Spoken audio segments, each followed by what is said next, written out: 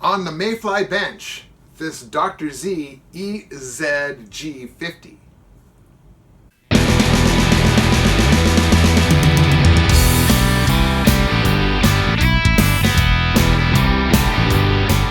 So the complaint with this amplifier, and this apparently just started happening recently, is that when you take it off standby, it makes a high-pitched whistling noise. So here we go.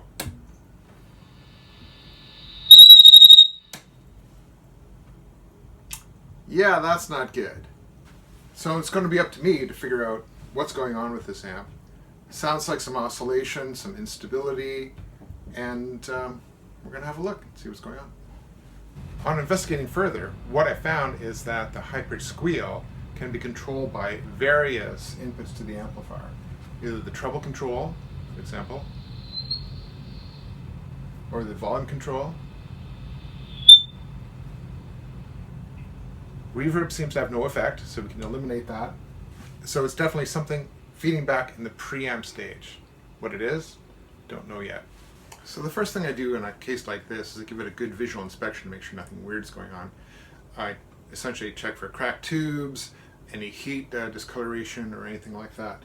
The amp checks out, no tubes or red plating. There's no telltale white chalky stuff inside the preamp tubes or any other tube that could indicate a vacuum leak. Everything seems fine so far. The amp is very well constructed using high quality components, and on visual inspection there's really nothing wrong with the amplifier. So we have to dive deeper to figure out what's going on. So what I did first off is, because of my initial tests, I decided to take out one tube. It's the first stage tube, and taking that out, miraculously the amp is running fine. So one possibility, it's a simple bad tube.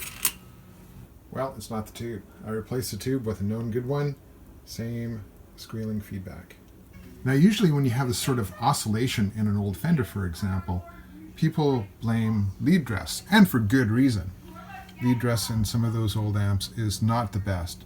This amp, however, looked really, really good until I started poking around and really looking at the details, and I found something interesting. See these bundles of wire right here? These are the secondary of the output transformer, and they go wire to the output jacks, you can see there. Moments ago, this bundle of wires was pushed hard against this tube, in particular, hard against the grid input of this tube, with no discernible distance between the two.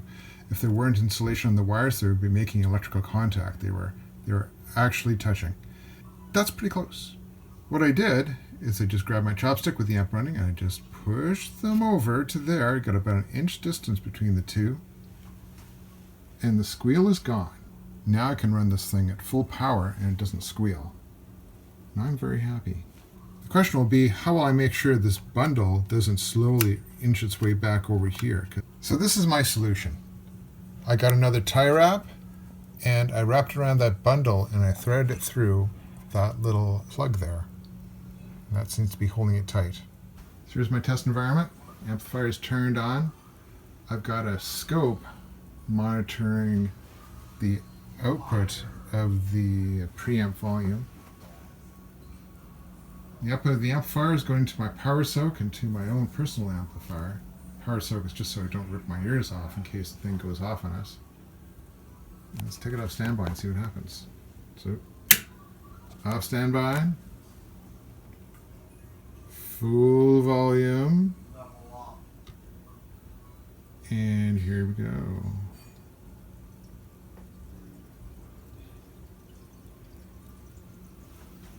The squeal is gone. So it turned out to be lead dress. And you know, I'm not surprised.